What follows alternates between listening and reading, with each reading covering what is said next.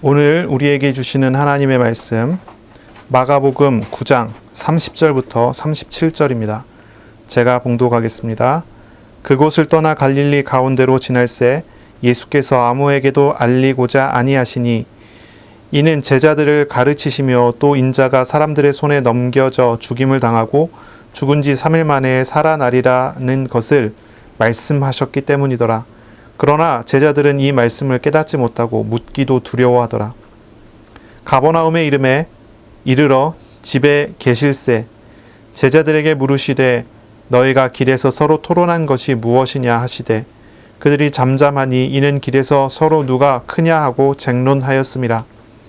예수께서 앉으사 12 제자를 불러서 이르시되 누구든지 첫째가 되고자 하면 뭇 사람의 끝이 되며 뭇 사람을 섬기는 자가 되어야 하리라 하시고 어린 아이 하나를 데려다가 그들 가운데 세우시고 안으시며 제자들에게 이르시되 누구든지 내 이름으로 이런 어린아이 하나를 영접하면 곧 나를 영접함이요 누구든지 나를 영접하면 나를 영접함이 아니요 나를 보내신 이를 영접함이니라. 아멘. 오늘 말씀은 마가복음 9장 30절부터 37절입니다. 누가 높은 자인가 라는 제목으로 우리가 함께 말씀을 나누기를 원합니다. 우리의 삶에 하나님의 나라가 임하고 우리의 생활이 하나님의 나라를 사는 생활이 되어야 될 것입니다. 나의 모든 삶이 하나님의 다스리심 그리고 하나님의 사랑, 하나님의 도우심을 따라 사는 삶이 되어야 할 것입니다. 그리고 그런 삶을 하나님께서 우리에게 선물로 주신 것입니다. 우리가 하나님의 자녀가 되었다라고 하는 것은 하나님의 다스림 속에 들어왔다는 그런 의미도 포함되어 있지요. 하나님께서 우리를 다스리시고 우리를 인도하신다라고 하는 말입니다. 그러니 우리는요, 이제 세상적인 어떤 그런 갈등과 세상적인 고민을 할 만한 신분이 아니라는 것입니다. 하나님의 손에 붙잡혔고 하나님에게 우리가 하나님께 속한 사람이 되었기 때문에 하나님의 인도하심 속에서 살아가는 것입니다. 그러니까 이제 세상적인 어떤 싸움이나 세상적인 갈등 그런 데 얽매일 만한 이유가 하나도 없는 것이죠. 예수님께서 이루시는 하나님의 나라는 그 이미지가 어떻습니까? 이사야서를 보면은 나오는 말씀처럼 사막에 샘이 흘러 넘치는 것입니다. 광야에 길이 생기는 것이지요. 들짐승, 실랑과 및 타조도 하나님의 영광을 보게 되는 그런 것입니다. 어린 양과 사자가 함께 놀고 어린 아이가 독사굴에 손을 넣어도 해를 입지 않는 것이지요. 사막 그리고 광야 이런 이미지는 세상을 이야기하고 우리의 세상의 삶을 이야기한다. 우리는 많이 들었습니다.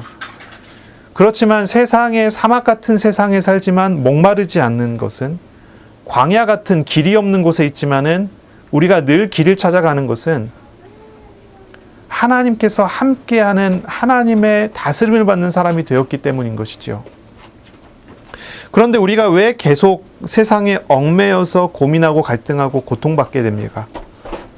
왜 세상적인 걱정이 오게 되면 거기에 사로잡혀갖고 거기에 얽매여서 고민하게 되고 갈등하게 될까요? 그것은 첫째로 우리가 가지고 있는 우리 안에 있는 죄악이 크기 때문이지요. 우리 안에 있는 우상과 죄가 크기 때문이에요. 우리가 가지고 있는 죄라는 것, 그것이 우리를 사로잡고 우리를 끌고 가기 때문이에요. 두 번째는 그것으로 우리를 계속 속이는 자가 있기 때문이지요. 마귀 사탄이라고 하는 존재죠. 귀신이라고 하지요. 그런 존재가 우리를 계속 속이고 속이는 일들을 합니다. 우리가 능히 죄와 우상에서 벗어나 우리가 주님을 의지하는 삶을 살게 된다면 마귀는 우리를 속일 수도 없고 우리를 건드릴 수도 없게 돼요. 왜냐하면 마귀는 하나님의 자녀를 어떻게도 해할 수가 없는 것이 사실이기 때문이지요. 하나님이 붙잡은 자를 누가 어떻게 하겠습니까? 그런데 우리가 마귀에게 속게 되는 이유는 우리 안에 있는 죄악에 우리가 스스로 얽매이고 거기에 휩쓸리게 되기 때문이 아니겠어요? 고린도후서 4장에 보니까 이런 말씀이 있습니다. 우리가 이 보배를 질그릇에 가졌으니 그랬습니다. 우리는 질그릇과 같은 존재예요. 질그릇과 같아요. 금그릇, 은그릇이 있어요. 귀 쓰는 그릇이겠지요. 우리는 사실 질그릇에 불과한 존재예요. 한계가 명확하고 우리가 쓰임새도 우리는 분명히 연약한 그런 존재라는 것이지요. 그러나 질그릇에 보배가 담겨 있어요. 보배가 담겼습니다. 그것은 무엇입니까? 우리가 이 보배를 질그릇에 가졌으니 이는 심히 큰 능력은 하나님께 있고 우리에게 있지 아니함을 알게 하려 함이라 했어요. 하나님이 함께하는 사람은 바로 보배를 질그릇에 담은 것과 같다는 것이지요. 질그릇은 아무 능력이 없지만 여기 담겨져 있는 보배는 엄청난 가치를 가지고 있고 능력이 있는 것입니다. 그래서 어떻습니까? 우리가 사방으로 우겨쌈을 당하여도 쌓이지 아니하며 답답한 일을 당하여도 낙심하지 아니하며 박해를 받아도 버림받지 아니하며 거꾸러뜨림을 당하여도 망하지 아니하고 그랬어요.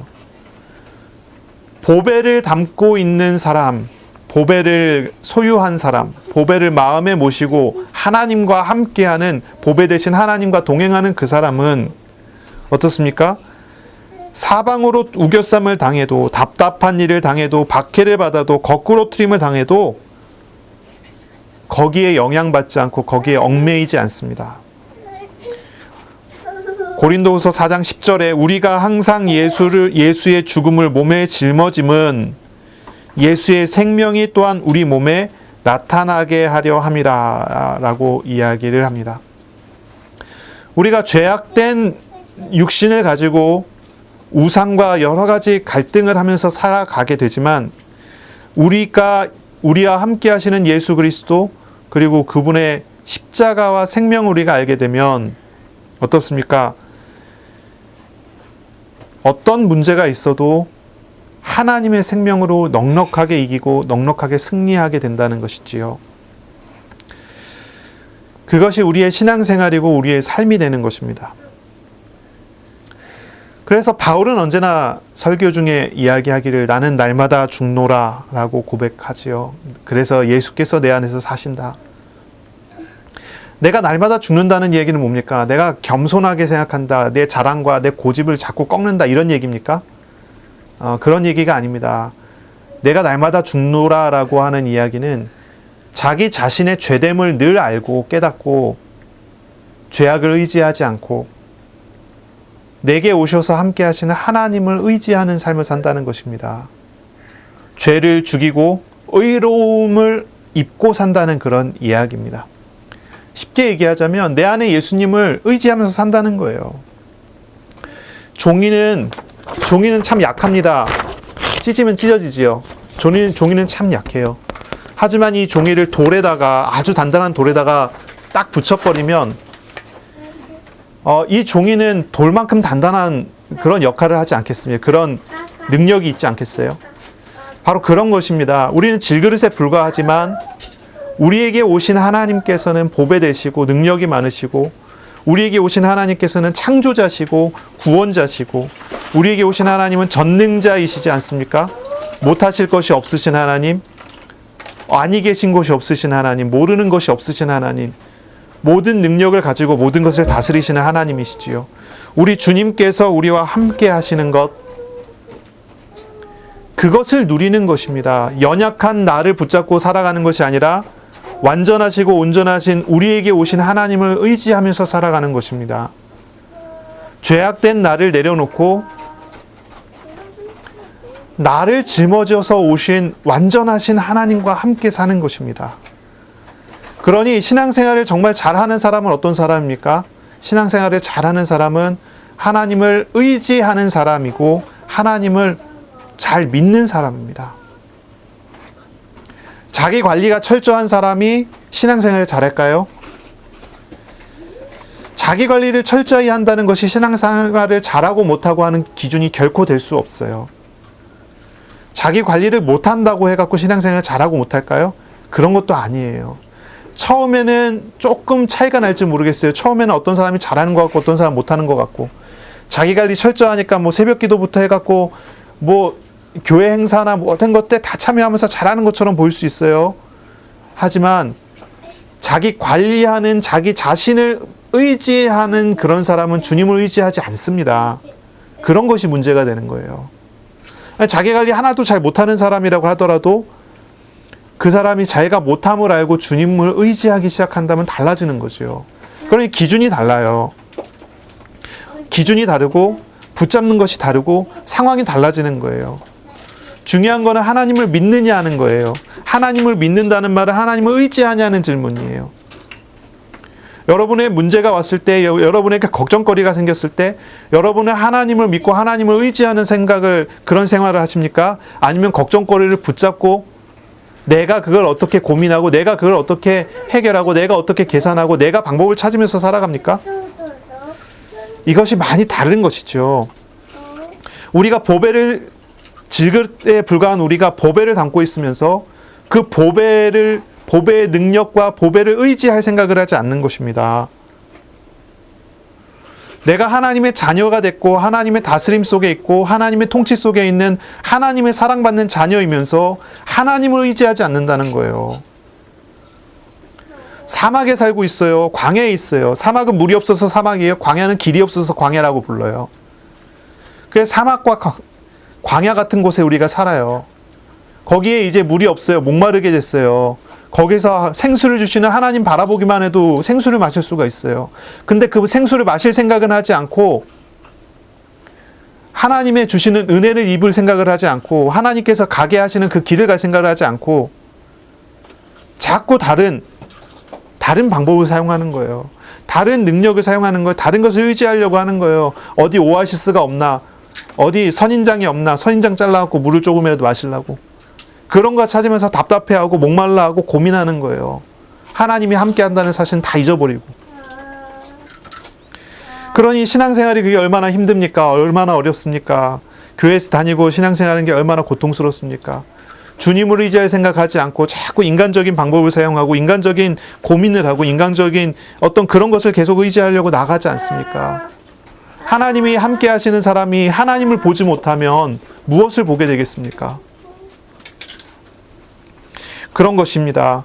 그러니 우리가 바라봐야 되고 질문해 봐야 되고 생각해 봐야 돼요. 우리의 삶에 하나님의 나라가 임하였습니다. 맞습니까? 나의 삶이 하나님의 나라의 생활이 되었습니다. 맞습니까? 근데 그거를 누리지 않습니다. 맞습니까? 하나님의 다스리심이 나의 삶에 있습니다. 맞습니까? 아멘. 저는 그걸 믿습니다.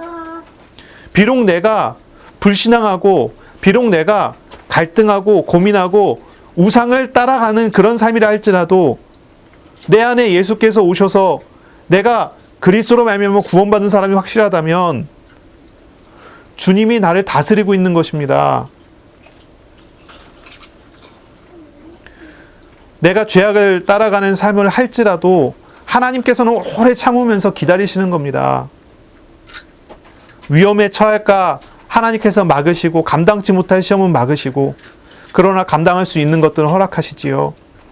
그러므로 우리가 시험을 통해 우상과 죄악을 버리도록 하시는 그런 과정을 가도록 하나님께서 하시는 겁니다. 아브라함의 생활을 보세요. 아브라함은 75세에 하나님의 부름을 받았어요. 하나님의 말씀을 들었어요. 갈대아 우르를 떠나라 그랬습니다. 그리고 내가 너에게 지시한 땅으로 가라 했어요. 그 길을 떠났습니다. 혼자 떠난 것이 아니라 온 가족을 다 데리고 떠났습니다. 그러다가 하란에 머무르게 되지요. 왜 하란에 머무르냐면 그 아버지 때문에 그렇습니다. 거기에 머무르다가 거기서 아버지가 죽게 되고 아브라함이 드디어 하나님이 약속하신 땅으로 갑니다. 그리고 그 땅에 도착했어요. 가나안 땅에 도착을 했어요. 하나님이 약속하신 젖과 꿀이 흐르는 땅에 도착했습니다. 도착해서 봤는데 비가 오지 않아서 땅이 거북이 등껍질처럼 쫙쫙 갈라져 있고 물이 없어요. 하나님이 약속하신 곳에 왔는데 그러면은 여러분은 어떻게 하겠습니까? 저와 여러분은 어떻게 할 것 같아요? 우리는 많이 배웠으니까 알지요. 하나님께 기도하지 않겠습니까? 하나님이 약속하신 곳에 왔습니다. 응답 주십시오. 인도해 주십시오. 근데 아브라함은 어떻게 했느냐? 물이 있는 곳을 향해 가기 시작했어요. 점점 남쪽으로 남방으로 내려가고 이집트까지 내려갑니다. 거기 가서 자기 아내인 사라를 자기 누이라고 이야기해서 이집트 왕에게 빼앗길 위기까지 처하게 되고 뭐 이런 일들이 계속 됩니다. 아브라함이 75세에 부름을 받았지만 아브라함에게 하나님께서 내가 너의 믿음을 봤다라고 이야기한 때가 언제입니까? 이삭의 시험 그때였어요. 일반적으로 이삭이 몇 살 때 이삭을 하나님께서 너의 아들 이삭을 바쳐라 이야기했었던 나이를 언제쯤으로 보시는지 아시지요? 이삭 나이가 한 40대쯤 50대쯤 됐을 때로 생각을 해요. 일반적으로 그 정도로 봅니다. 그러니까 나이 100세에 이삭을 낳았으니까 한 40년 50년이라고 생각하면요. 150살 75세에 부름을 받아서 나이 150살 됐을 때 약 7, 80년 정도가 지났을 때 하나님께서 내가 너의 믿음을 봤다 얘기해요. 내가 너의 믿음을 인정한다 얘기를 해요. 하나님께서 아브라함을 믿음의 조상으로 부르셨는데 믿음을 훈련시킨 시간이 70, 80년이에요. 70, 80년. 요셉이 노예로 팔려간 나이가 17살입니다.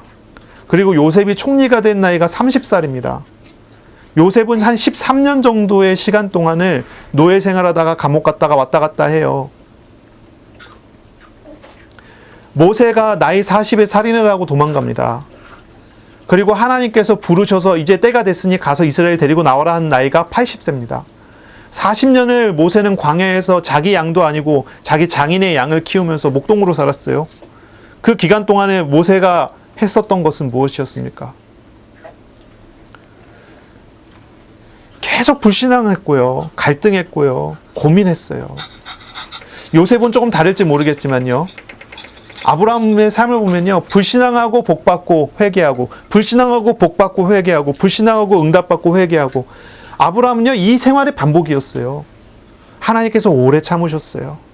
위험한 것은 막아주셨어요. 깨닫게 해주셨어요. 아브라함이 우상을 따라가고 있으면 하나님께서 막으시고 지키시다가 시험이 당연히 오겠죠. 시험이 올 때 막으시고 지키시다가 응답 주시고 회개하게 했어요. 그런 기간을 7, 80년을 두고서 하나님께서 아브라함이 믿음이 가지게 했어요.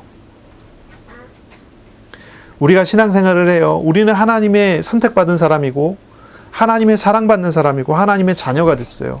그러나 우리 안에 아직도 죄악이 있고 우리 안에 우상이 있고 우리가 우상을 따라가고 있어요. 하나님께서 어떻게 보십니까? 하나님께서 어떻게 하십니까? 우리의 죄악을 짊어지고 말할 수 없는 탄식으로 탄식하시면서 기도하고 계시지 않습니까? 보아야 할 것을 보지 못하고 있습니다. 들어야 될 것을 듣지 못하고 있습니다. 당연히 알아야 될 것을 깨닫지 못하고 있습니다. 그것이 우리의 눈이 가려져 있고 우리의 귀가 가려져 있는 것이지요. 죄악이 가렸습니다. 죄악이 막았습니다. 오직 죄악이 하나님과 우리 사이를 갈라놨습니다. 이사야서 59장 2절인가요? 거기 나오지요. 오직 죄악이 하나님과 우리 사이를 가려서 보지 못하고 듣지 못하고 알지 못하게 합니다. 예수 그리스도를 영접해서 구원받아 하나님의 자녀가 되었음에도 불구하고 우리 안에 남아있는 죄악과 우상이 자꾸 우리의 눈을 가리고 있습니다. 우리는 무엇을 해야 되겠습니까? 이러한 나를 아시고 이러한 나조차 짊어지시고 이러한 나조차 다스리시는 하나님을 찾는 자가 되어야 합니다. 회개하고 주님을 찾는 사람으로, 회개하고 주님을 더 찾는 사람으로 나아가야 할 것입니다. 오늘 말씀은요, 참 이해하기 어려운 가르침 중에 하나지요. 물론 우리는 많이 들어갖고 이해를 쉽게 할지 모르겠습니다. 이 말씀을 예수님께서 하실 때만 해도 이해하기 참 어려운 그런 상황이에요. 낮아진다고 하면 낮아지고자 하면 높아지고 높아지고자 하면 낮아진다고 하는 가르침, 이게 얼마나 어려운 이야기입니까? 이런 가르침은요, 당시의 계급사회예요. 계급사회. 황제와 왕, 지도층이 있고 평범한 자유민이 있고 노예가 있는 시대예요. 낮아지고자 하면 높아지고 높아지고자 하면 낮아진다. 이 말이 참 어렵지 않습니까? 어렵습니다. 유대 사회에서도 마찬가지예요. 유대 종파 중에 하나인 쿰난 공동체라는 게 있어요. 쿰난 공동체라는 게 있는데 이 유대의 한 종파예요. 근데 여기는요, 매해마다 각 구성원의 계층을 다 재평가하고 그에 따라서 앉는 자리도 그리고 말하는 순서도 갈라놔요. 이게 뭐 서열을 나누는 건데요. 유대 사회, 당시 유대 사회가 가지고 있는 어떤 그 계급 의식을 이야기하는 거예요. 계층과 서열과 계급 의식을 다 가지고 있어요. 그러니 예수님의 제자들, 12명의 제자들이 있지만 그 12명의 제자들도 그냥 12명의 제자들이 있는 게 아니라 자기들 나름대로의 서열에 대한 갈등이 있어요. 누가 수제자고 누가 그 다음이고 하는 그런 거예요. 이게 이제 그 전까지는 크게 문제가 되지 않다가 예수님께서 변화산에 가실 때 베드로와 야고보와 요한을 데리고 산에 올라가셨잖아요. 3명만 따로 데리고. 그리고 난 다음에 변화산에서 내려왔을 때 귀신 들린 아이가 있는데 그 귀신 들린 아이의 귀신 쫓아내는 일들을 남은 제자들이 하려고 했는데 못했단 말이에요. 그리고 그것을 믿음 없다고 예수님 얘기하셨고요. 그러니까 이제 그러한 두 가지 사건 때문에 제자들 사이에서 이제 이 서열에 대한 논쟁이 시작이 된 거예요. 누가 높으냐, 누가 낮느냐. 내가 예수님의 사랑을 많이 받으니 내가 높은 사람이다. 막 이런 식의 어떤 갈등들을 하는 거예요. 이런 식의 어떤 논쟁이 일어난 거예요. 그런데 예수님께서 부르셔서 말씀하시기를 누가 높고 누가 낮다고 얘기를 합니까? 높아지려고 하는 사람은 낮아져야 되고 낮아져야 되는 사람은 높아진대요. 낮은 사람이 높은 거래요. 높은 사람이 낮은 거래요. 정말 이해하기 어려운 가르침이에요.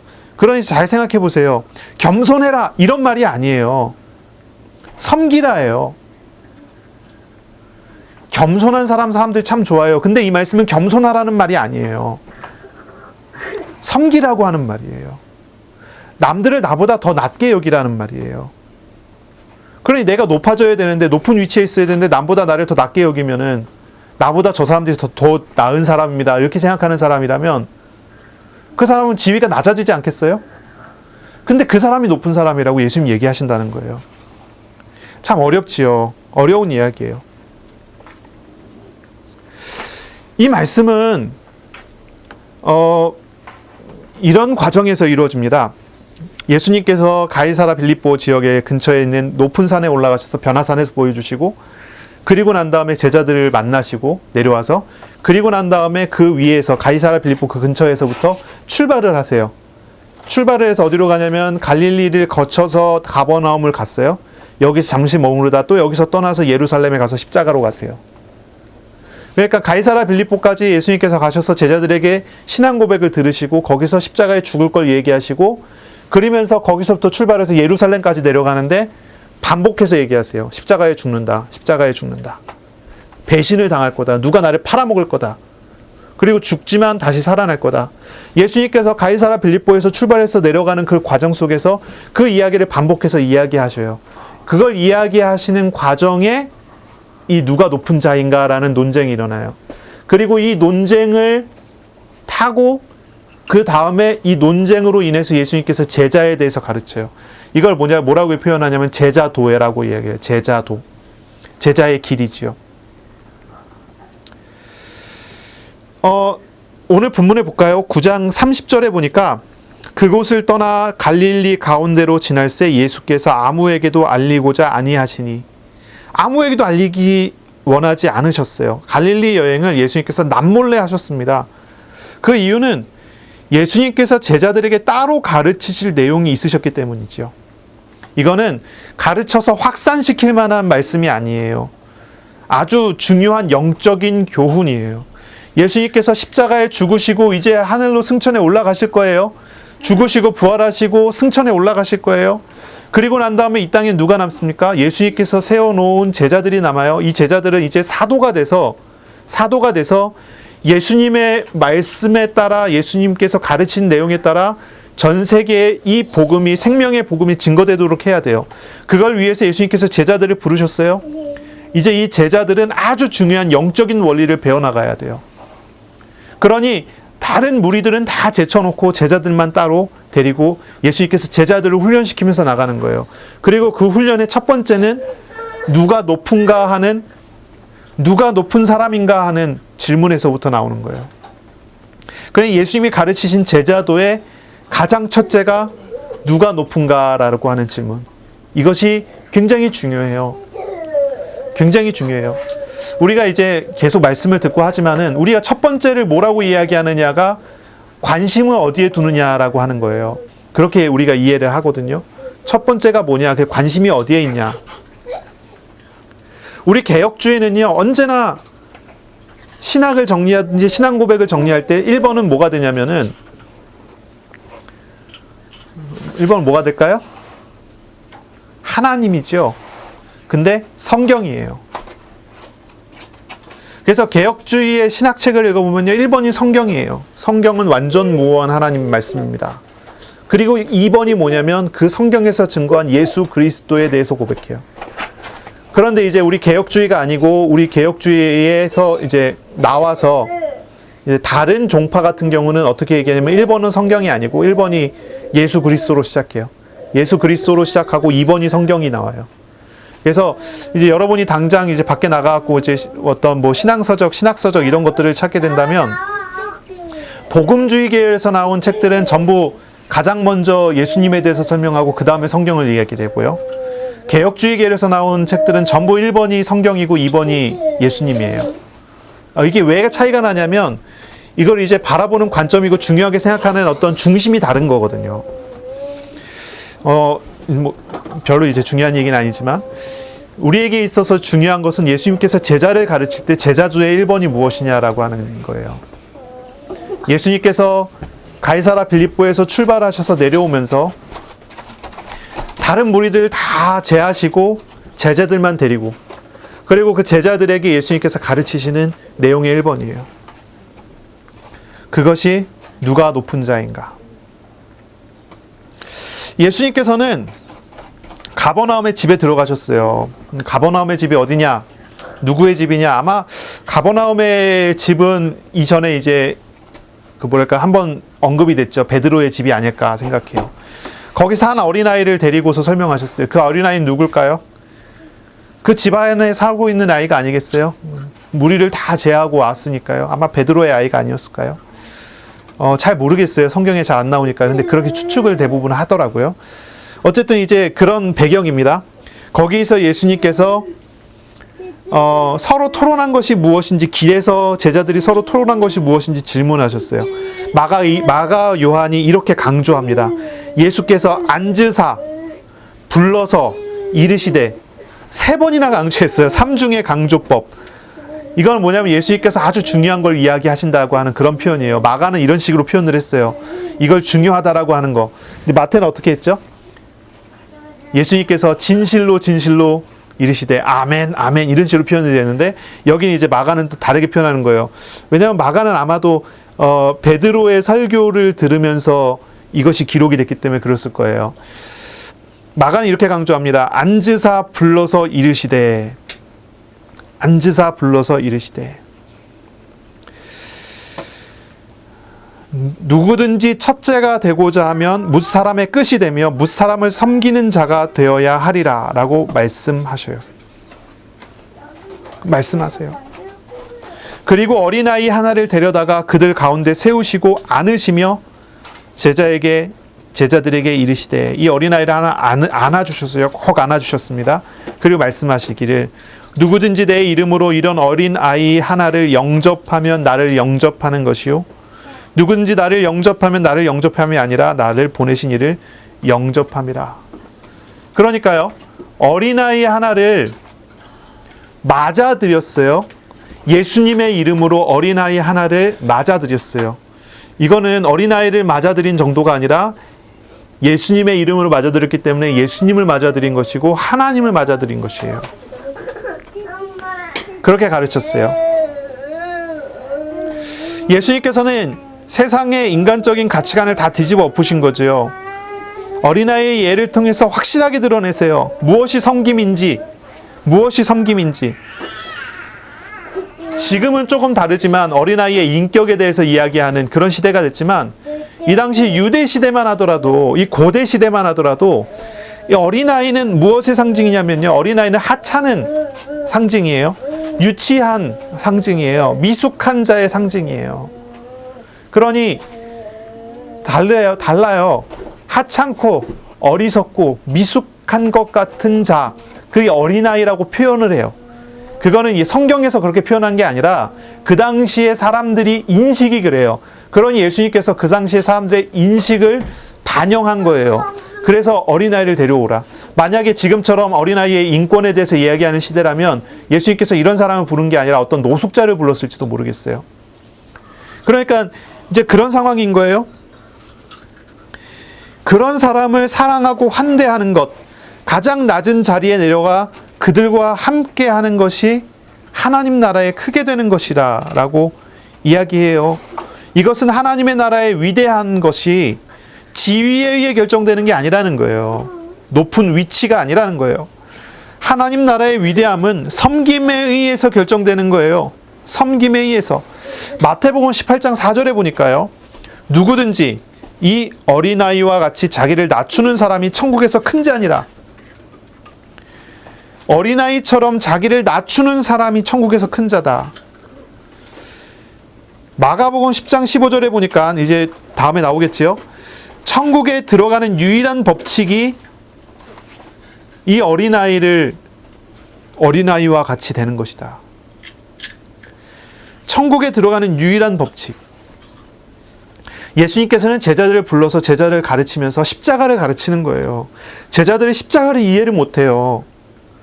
십자가를 깨닫지 못해요. 32절에 그랬잖아요. 예수님께서 십자가에 대해 가르쳤는데 32절에 그러나 제자들은 이 말씀을 깨닫지 못하고 묻기도 두려워했더라.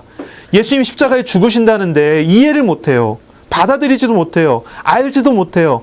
그러나 그 사람들에게 예수님 가르치기를 뭐라고 얘기하냐면 섬김이 하나님 나라의 핵심이라는 거예요. 섬김이. 자기를 낮추는 자가 천국에서 큰 자래요. 어린아이와 같이 되지 않으면 천국에 결단코 천국에 들어갈 수가 없대요. 전혀 다른 얘기를 하는 거예요. 제자들은 이해를 못하지만 그걸 설명해요. 예수님은 제자들을 가르치면서 예수님의 일생을 가르치는 거예요. 예수님의 섬김을 받으려 오셨고 섬기려 하신다는 것. 그것이 제자의 첫 번째 길이고 가장 중요한 길이라는 것을 설명하는 거지요. 섬김입니다. 조금 벗어난 이야기가 될지 모르지만 요즘에 이제 한참 떠들썩한 이야기 중에 하나가 무엇입니까? 평등에 관련된 이야기예요. 평등에 관련된. 그래서 무슨 성평등, 양성평등 이거에 가지고 많이 논쟁을 하지요. 그래서 젠더가 어쩌니 이런 얘기 많이 들으실 거예요. 신문이나 이렇게 뉴스 같은 걸 보면은. 그래서 이번에도 2만 명이 모여서 데모를 했다. 사진 찍었더니 한 200명밖에 안 되더라. 이런 거 가지고 막 논쟁하고 막 난리가 있어요. 한국 같은 경우는 페미니즘의 어떤 그런 게 지금 굉장히 활발하게 활동을 하고 있죠. 성경은 어떻게 얘기합니까? 성경은 우리가 잘 알지만은 사람 위에 사람 없고 사람 밑에 사람 없다는 것이 기본적인 이해지요. 모두가 평등하다고 하는 가르침이 성경에 있고 하나님께서는 한 마리의 잃어버린 양을 귀하게 여기시고 그리고 예수님께서 오셨을 때도 죄인들과 세리와 한 밥상에 앉아서 식사를 하시고 이방인이라 할지라도 차별하지 않으시고 그들을 맞아들이신 게 예수님 아니셨습니까? 그러니 차별을 하지 않았습니다. 평등하게 했습니다. 모두가 다 죄인들이니 그러나 모든 죄들을 다 예수님께서 짊어지셨기 때문에 그렇습니다. 하지만 성경이 가르치는 평등은 지금 페미니즘 하는 사람들이 외치는 그런 것과는 좀 차이가 있는 것 같아요. 뭐라고 얘기합니까? 모두가 평등하다고 가르치긴 하지만 역할의 차이는 있다고 이야기를 해요. 아무런 지위나 서열이 없는 평등이 아니라고 성경을 통해서 저는 이렇게 배웠습니다. 무슨 평등입니까? 어떤 그런 지위나 역할의 차이는 분명히 있다는 것이지요. 하지만 하나님께서 지위나 역할 같은 걸로 차별하지 않는다는 것, 하나님의 백성들, 하나님 나라에서는 그런 것들로 차별되지 않는다는 것을 성경을 통해서 우리는 배울 수가 있어요. 모두가 같은 서열과 모두가 같은 역할을 가질 수는 없어요. 어떤 이는 중요한 역할을 하고 어떤 사람은 서포터를 해야 되는 그런 일을 해야 될지도 몰라요. 그렇죠? 세상에서는, 사회에서는 이런 걸 가지고 성공자와 그렇지 않은 것들을 구분해요. 지위와 역할을 가지고. 적자 생존이라고 얘기하죠. 양육강식, 적자생존, 여러분 많이 들어보셨죠? 내가 성공하기 위해서 다른 사람을 죽여야 되고, 내가 잡아먹어야지 잡아먹히지 않는다고 하는 그런 생각, 그런 시스템, 그런 것들이 세상과 사회의 시스템인 건 분명해요. 그러니 높아지려면 높아지도록 노력하면서 다른 사람을 찍어 눌러야 되는 것이 세상이에요. 그 하나님 나라도 똑같습니까? 아니요, 하나님 나라는 전혀 달라요. 하나님 나라는 그렇지 않아요. 높아지려면 낮아져야 돼요. 높아지려면 섬겨야 돼요. 그건 겸손이 아니에요. 진짜 섬겨야 되는 거예요. 하나님 나라는 겸손과는 조금 다른 이야기예요. 물론 이제 낮아짐을 겸손이라고 표현할 수 있지만, 우리가 일반적으로 생각하는 벼는 익을수록 고개를 숙인다? 뭐 그런 얘기가 있죠. 그런 개념하고는 약간씩 어떤 차이가 있을 수 있어요. 하나님 나라는 분명히 달라요. 예수님께서는 제자들에게 높아지려면 낮아지고 낮아지려면 높아지라고 가르쳐요. 이거는 세상의 법칙과는 정반대로 전개되는 거예요. 정반대로. 겸손한 사람이 높은 곳을 가죠. 그렇죠? 그러나 야망이 있는 사람이 겸손해야 된다고 얘기를 해요. 그런데 성경은 그렇지 않아요. 자기가 죽어야 돼요. 내려놔줘야 돼요. 섬김을 이야기하는데 그 섬김은 자기가 죽는 거예요. 자기 자신이 내려놔지는 거예요. 그게 달라요. 하나님이 없는 사람은 살아남기 위해서 스스로를 높이기 위해서 노력해야 된다고 가르치지만, 하나님 나라의 시스템은 달라요. 하나님이 함께하는 사람은 주님께서 지키시고 도우심을 믿기 때문에, 오히려 자기 자신이 죄인임을 알기 때문에 나보다 다른 사람을 더 낮게 여기고 다른 사람을 섬기는 자가 되는 거예요. 평등이라는 개념에서 볼 때 하나님 나라는 본질적으로 세상의 개념과는 좀 달라요. 하나님 나라에도 역할이라는 게 분명히 있습니다. 남자, 여자, 남자의 역할, 여자의 역할이 다르죠. 성경을 통해서 우리가 알죠. 아버지의 역할, 어머니의 역할이 다르고 자녀의 역할이 달라요. 교회 안에 여러 가지 조직이 있습니다. 장로와 목사와 집사와 여러 사람들의 역할들이 다 다르게 나타나죠. 하지만 누군가를 착취하고 착취당하는 그런 시스템이 아니에요. 하나님의 나라는 하나님의 영광 아래에 있고, 하나님의 나라는 하나님의 다스림 안에 있다고 하는 거예요. 어떤 식의 평등입니까? 하나님 안에서 모든 사람이 죄인이니 그런 평등이에요. 구원을 받고 은혜를 받아갖고 어떤 복을 받았어요? 그럼 복받은 복을 받았다 하더라도 그것이 뭐라 그럴까? 자기 자신을 높이는 위치가 되지 않는다는 것이지요.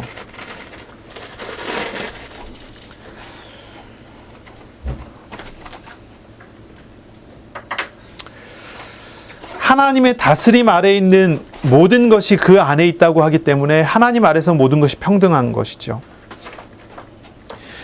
그러니 하나님의 다스림 안에서, 하나님의 통찰에서 누구는 가졌고 누구는 가지지 않았고, 누구는 좋고 나쁘고, 성격이 좋고 나쁘고, 지위가 높고 낮고, 그런 것으로 차별되지 않아요. 하나님의 손 아래에서는 모두가 같이 있고요. 하나님의 다스림에 모두가 순종해야 되는 것이 인간인 거예요. 그리고 인간이 하나님 앞에 자기 자신을 내세울 수 없다, 하나님 앞에 내세울 만한 것이 인간에게는 없다고 하는 것이 또 중요한 이유 중에 하나이지요. 성경을 통해 우리가 볼 때 인간은 모두가 구제불능의 죄인이라는 것이고, 인간의 의는 더러운 옷과 같은 것이기 때문에 인간에게는 어떤 의로움도 찾을 수가 없고 하나님 앞에 내세울 만한 것이 아무것도 없다는 것입니다. 인간이라는 존재, 어떤 의로움도 찾을 수 없는 게 인간이라는 존재이기 때문에 하나님 앞에서 어떠한 경우도 하나님께 인정받을 수 있는 공로를 쌓을 수 없다는 거죠. 어떤 경우도 인간이 하나님 앞에서 인정받고 높아질 수 있는 공로를 쌓을 수 없다는 거예요. 그러나 우리가 구원받고 하나님의 자녀가 되고 하나님과 함께 사는 것은 단지 예수 그리스도께서 십자가에서 고난당하시고 죽으셨기 때문에 내가 당해야 되는 죽음과 지옥의 고통을 예수님께서 대신 짊어지시고 당하셨기 때문에, 전적으로 하나님의 은혜로 나 자신이, 우리가 구원을 받은 것이 하나님의 은혜로 구원받은 것이기 때문에, 전적인 하나님의 은혜로 우리가 하나님의 나라의 백성으로 참여된 것이기 때문에 그렇습니다. 그러니 우리가 하나님의 자녀가 됐고 하나님의 사람이 됐고 하나님과 함께하는 은혜를 누리게 되는 것이죠. 그렇기 때문에 하나님 나라에는요, 어떠한 경우도 차별이 없어요. 모두가 죄인인걸요. 역할은 차이가 있지만 차별은 없어요. 모두가 똑같아요. 왕이 되어 있는 사람은 왕이 되었기 때문에 높은 것이 아닙니다. 하나님께서 왕의 일을 맡기셨기 때문에 왕을 하는 거죠. 청직이에요. 자기 소유가 아니라 하나님의 것을 맡은 자. 또 시종을 하더라도, 종의 일을 하더라도 그것이 그 사람이 낮은 자라는 것을 의미하는 게 아니에요. 요셉이 노예 생활을 하지만 어떤 사람이 요셉을 노예로 취급을 합니까? 하나님께서 맡기신 것이 그것이기 때문에 그것을 맡아서 하는 거예요. 청직이라는 거죠. 본업과 부업이 나눠요. 본업은 무엇입니까? 하나님의 자녀라는 거고 하나님께서 함께하는 사람이라는 거예요. 하나님의 사랑받는, 하나님의 선택받은 자라는 거예요. 부업은 무엇입니까? 부업은 이제 내가 하고 있는 일이라는 거죠. 하나님께서 맡기신 그 일을 내가 하는 거예요. 이게 참 중요한 메시지가 아닐까요? 또 어떤 사람은 이렇게 얘기합니다. 내가 하나님 자녀니 나는 높고 저 사람은 불신자니 낮다. 그렇게 이해하겠습니까? 그렇게 이해하는 사람도 있겠어요? 많이 봤습니다, 저는요. 그런데요, 그 사람은요, 정말 신앙생활 하는지 질문해 봐야 돼요. 하나님을 아는지 질문해 봐야 돼요. 하나님의 은혜로 구원받은 사람은 불신자를 볼 때 나와 같은 사람으로 보이지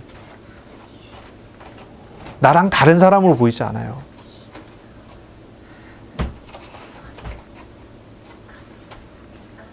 현장에서 고통받는 사람 볼 때 불쌍하다가 아니라 나와 같은 사람으로 보여요.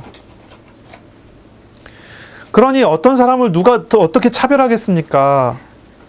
하나님의 나라에 사는 사람, 하나님과 동행하는 은혜 속에 있는 사람은 차별과 이런 것들이 있을 수가 없는 것입니다. 그렇지 않은 사람들은 교만한 것이라고 이야기하는 거예요. 교만한 자예요. 하나님도 잘 모르는 거고요. 교만한 거예요. 예수님께서는 이제 갈릴리를 거쳐 가버나움으로 또 예루살렘으로 내려가시면서 제자들에게 십자가에 죽으실 것, 섬기고 어떻게 죽으실지를 설명하는데, 예수님께서는 죽으실 것을 설명하고 내려가는데 제자들은 그 과정에 누가 높으냐를 싸우는 거예요. 정반대죠. 예수님은 어떻게 낮아질 걸 설명하는데 제자들은 내가 높다, 너가 높다 그러면서 싸우는 거예요. 그러니 예수님께서 3번을 강조하면서 제자들을 앉혀놓고 가르치시기를, 누가 높냐? 섬김이 뭐냐? 하나님 나라에 어떤 차별이 있을 수 있습니까? 구제불능의 죄인들이 스스로 높고 낮음을 자랑하는 것이 얼마나 의미 없는 일이겠습니까? 전적인 하나님의 은혜를 받은 사람이 높고 낮음을 자랑하는 일이 얼마나 어리석은 일입니까? 세상을 살아가지만 하나님 나라에 속한 사람들이 어떤 사람들입니까? 세상 속에 있지만 하나님의 죽음과 부활을 짊어진 사람들이 아니겠습니까? 하나님의 은혜를, 하나님의 고난을 한 몸에 짊어진 것이 아니겠습니까? 하나님께서 아브라함에게 말씀하셨습니다. 75세에 하나님 아브라함을 부르시면서 약속하셨습니다. 너를 축복하는 자에게 내가 복을 주고 너를 저주하는 자를 내가 저주하리라. 땅의 모든 족속이 너로 말미암아 복을 얻을 것이라. 너는 복이 될 것이다. 예전에 개역 성경에 그랬죠. 너는 복의 근원이 될 것이다 그랬죠. 바뀐 성경에서 너는 복이 될 것이다 그래요. 하나님께서 택하시고 함께하는 사람은 어떤 사람입니까? 하나님의 다스림 속에 있는 사람입니다. 하나님의 통치 속에 있는 사람입니다. 하나님이 나의 어떠한 공로도 보지 않는다는 것입니다. 일방적인 사랑입니다. 하나님께서 나를 어떤 방법으로, 어떤 수단으로 내가 뭐 인정받고 하는 어떤 그런 내용들을 요구하시지 않는다는 것입니다. 전적인 은혜를 주시고 오래 참고 기다리시면서 세우신다는 겁니다. 그러니 그런 사람들이 무슨 차별을 하겠습니까? 무슨 말을 하겠습니까? 그냥 단지 하나님의 은혜에 감사하며 살아야 되는 것이 아니겠습니까? 제자의 길은 어떤 길이지요? 섬기는 자의 길입니다. 나를 내려놓고 하나님을 섬기는 자의 길입니다. 그러니 우리가 다시 질문해야 됩니다. 누가 높은 사람입니까? 하나님의 나라에서 높은 서열에 있는 사람은 어떤 사람입니까? 높고 낮은 기준 속에 사는 사람, 싸우는 사람이 높은 서열에 있을 수 있는 사람입니까? 아니면 주님께서 일하시도록 자기 자신을 내려놓고 주님을 섬기는 사람이겠습니까?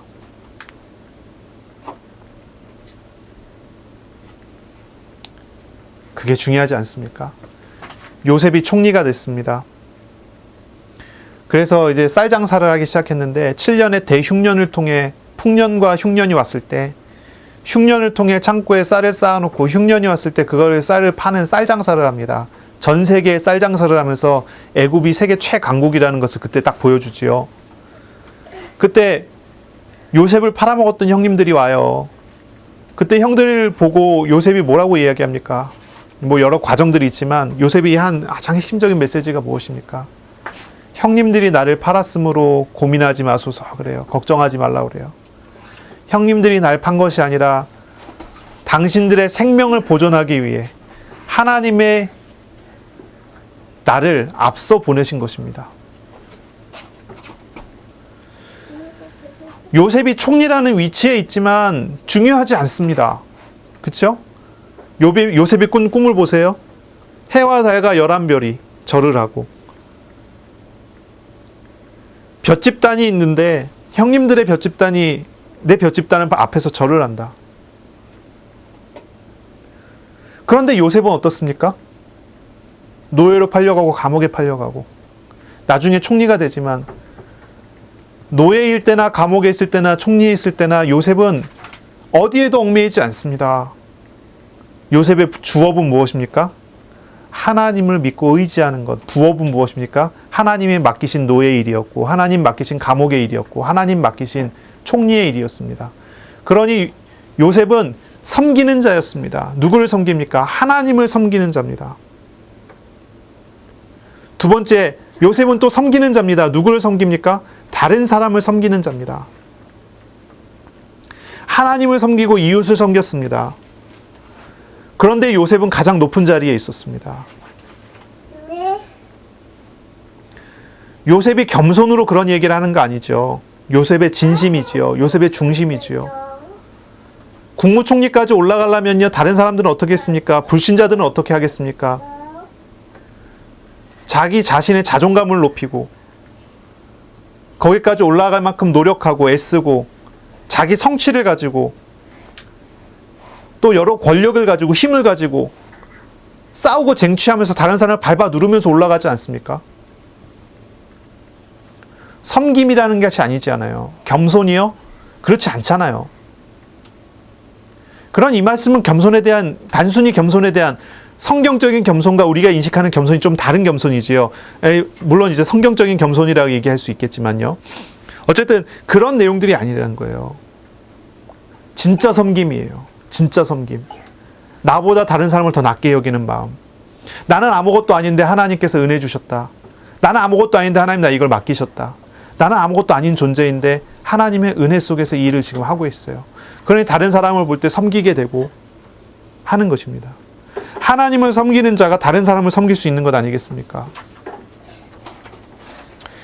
다른 사람을 대할 때마다 예수님의 이름으로 어린아이를 섬기는 자 그랬습니다. 다른 사람을 대할 때마다 나를 맞아주시는 주님을 기억하고 주님의 이름으로 대하는 것입니다. 희생하는 것이 아닙니다. 희생하라는 것이 아닙니다. 다른 사람을 위해서 희생하라는 것이 아니에요. 다른 사람이 나를 사기치러 왔어요. 희생하고 사기 당해줘라. 그런 얘기가 아니에요. 섬긴다는 말은 그런 표현이 아니에요. 주님께서 죄를 미워하셨던 것, 주님께서 나를 위해서 기도하셨던 것, 주님께서 오래 참으셨던 것, 그것을 보고 배우는 것이에요.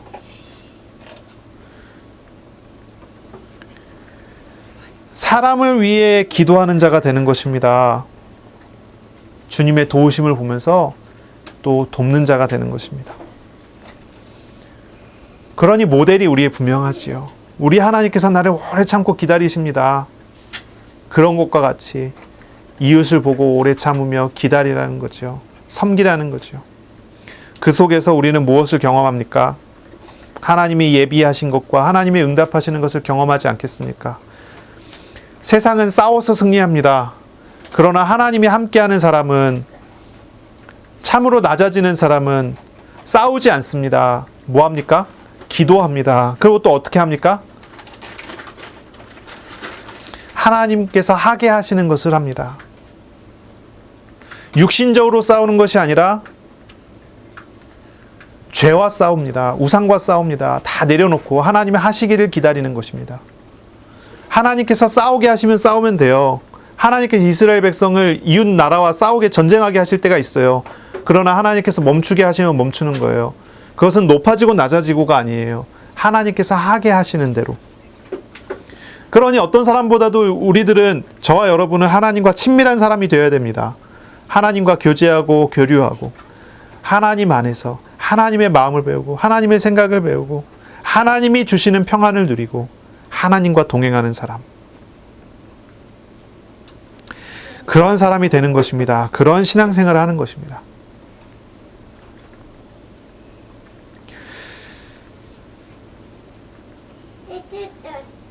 그런 은혜를 누리시기를 바랍니다.